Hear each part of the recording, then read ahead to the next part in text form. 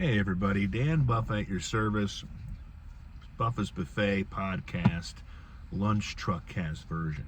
So we are on a break. The great Patrick Mahoney, the home chef, catering chef, has made some tasty burgers and hot dogs. Nothing makes a warehouse seem better than a bunch of smoking hot meat. This podcast is a special one because we're not going to be talking about movies or any specific movie or baseball or hockey or TV or whatever. We're going to be talking about one guy named Richard Buffa. That is my dad. He is 70 something today. Okay, he's 72. If he watches this, he just gets to hear his age. And like I told him this morning, as Arnold said in Predator, he stuck around. So what does a son have to say? The youngest son, the youngest of two. I have an older brother, Brian, a 78 baby. I'm an 82 baby.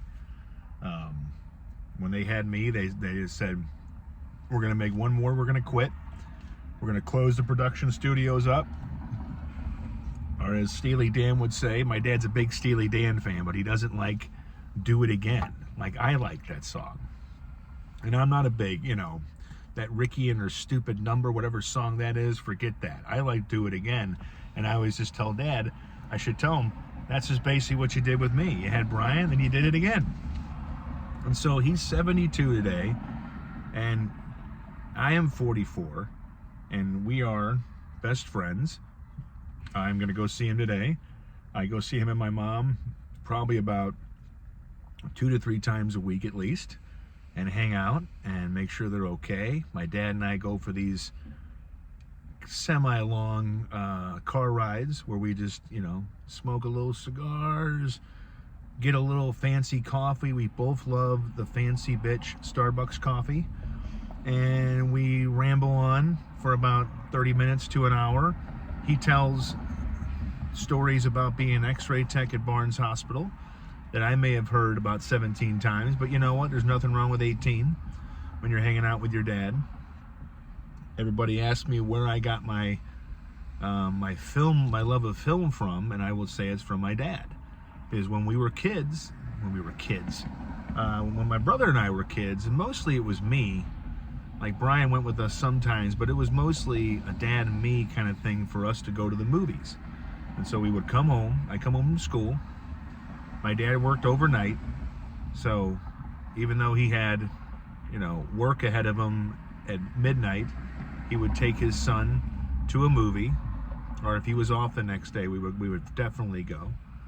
We would go to Esquire, we would go to Kenrick, we would go to De Pere when Kenrick was there, and it wasn't a Walmart, Aldi, nothing right now parking lot. There was a Kenrick Plaza, Warenberg.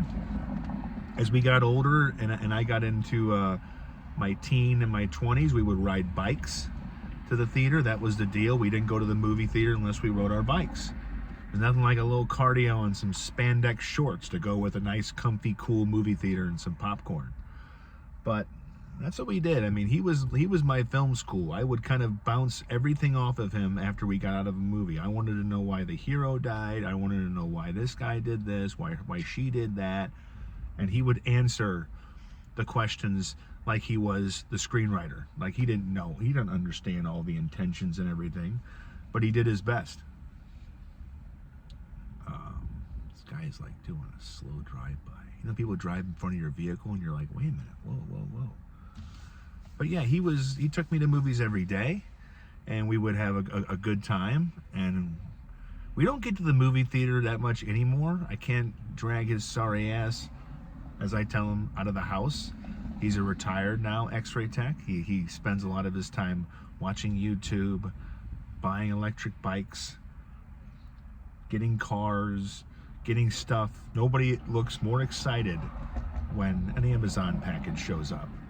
And he's like, Dan, go to the front of the house and get that package. And it'll have some kind of thing in it that he just bought. And he's really excited. My dad is delightfully old-fashioned. He will wear shorts when it's 30 degrees outside. He will wear a short sleeve shirt when it's snowing. That's just my dad. He doesn't really care. We've done so much together. I feel like, you know, a part of me is definitely a lot from him.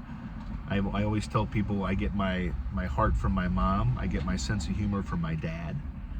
And we both have the same kind of overwhelming, coming at you like a blitzing linebacker, a defensive end personality. We don't really hold back when it comes to letting you know who we are and what we think, and we're kind of alike in that way.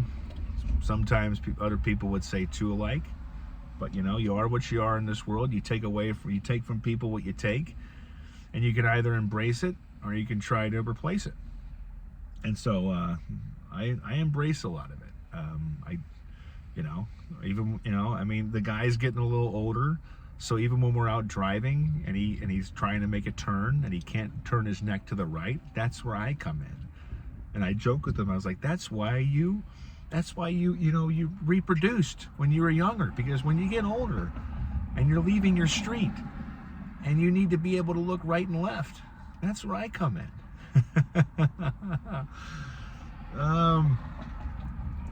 We do have some battles.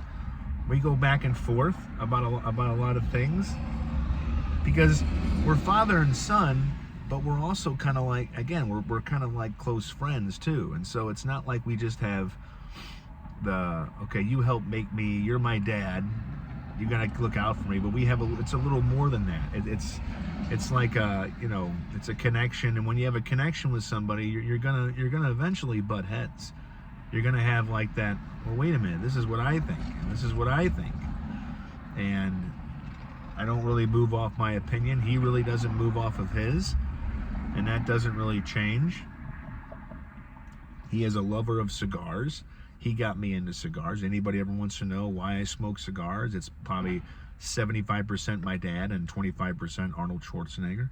When he was watching him as a young kid in movies, I just thought, Arnold popping out of a helicopter and Predator, or in any movie where he's just like, hey, he puts a cigar in his mouth. And then I go home and my dad's got a cigar. So I was like, okay, Arnold, my dad's doing it, I'll try it.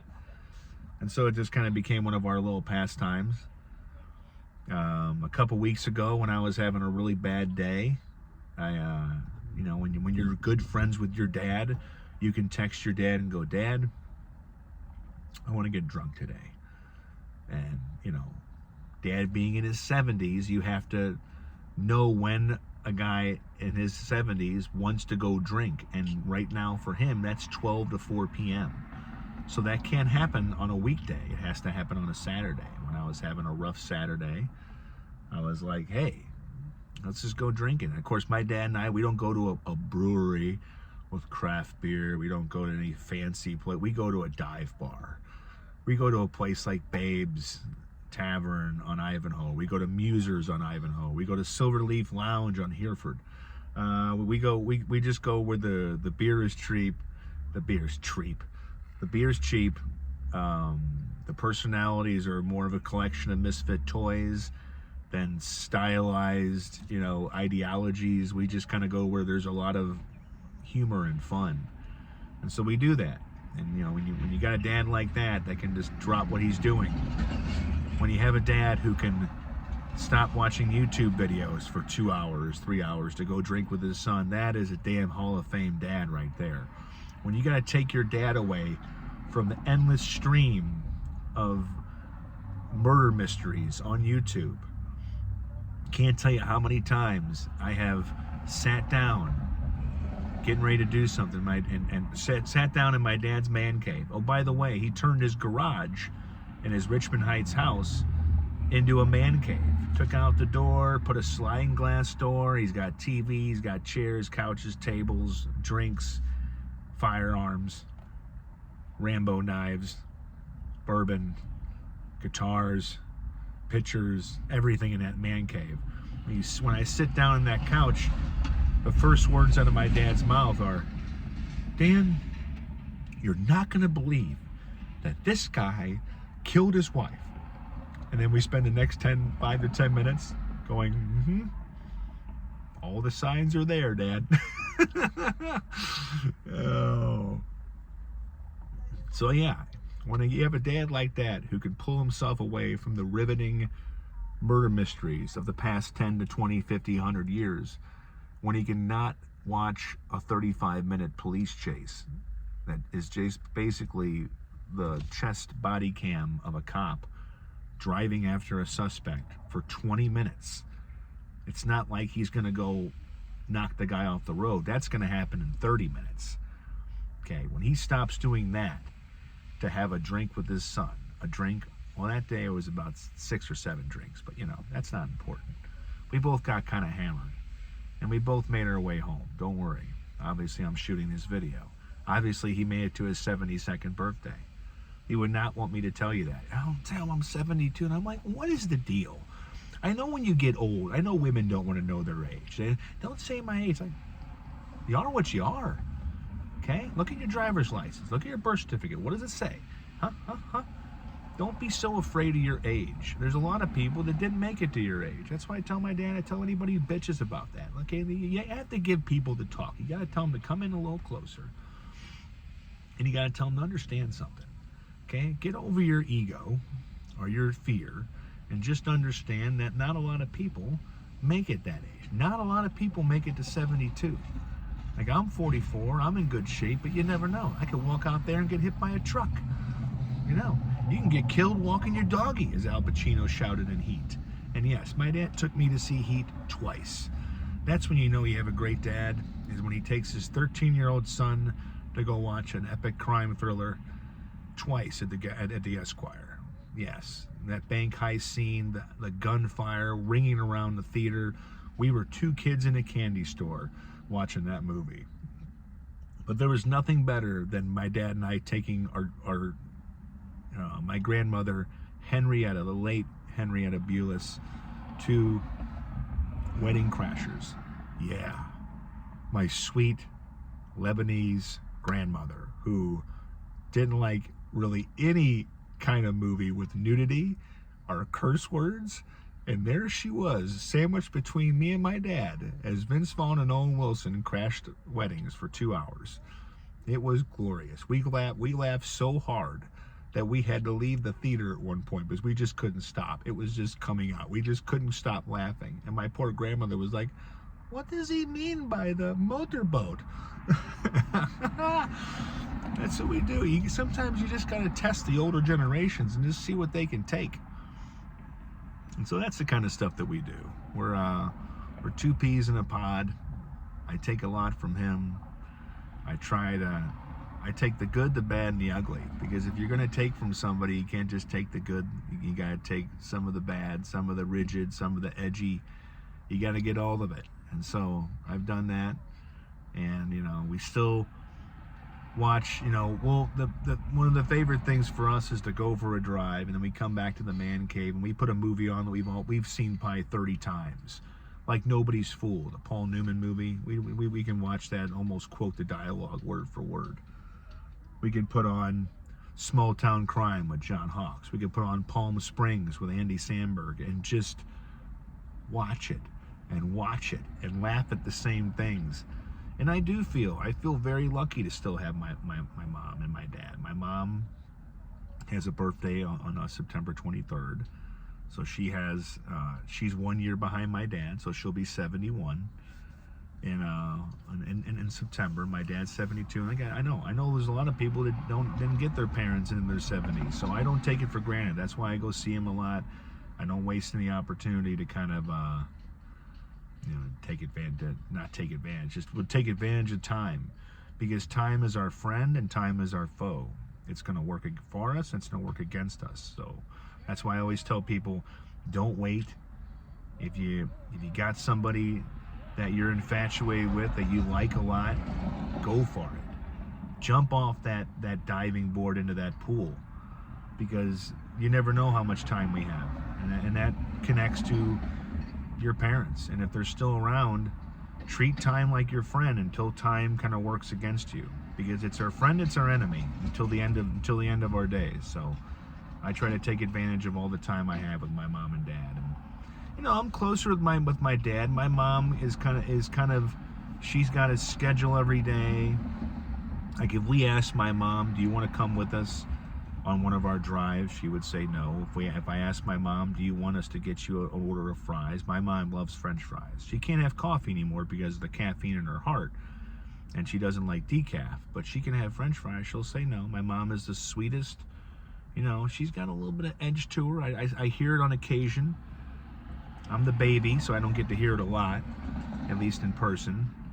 But my dad and I, we just kind of connect a little more because we can just both be, you know, kind of wild childs for a little bit. We can be wild childs together. So if you happen to see my dad today, if you happen to, you know, notice him on Facebook, wish him a happy birthday. He may like to hear it, he may not. He may be like, oh, okay, thanks. But you know what? Wish him it anyway and say, hey, you're still here. You stuck around. Good job. Now we'll see you at 73. I love you, Dad.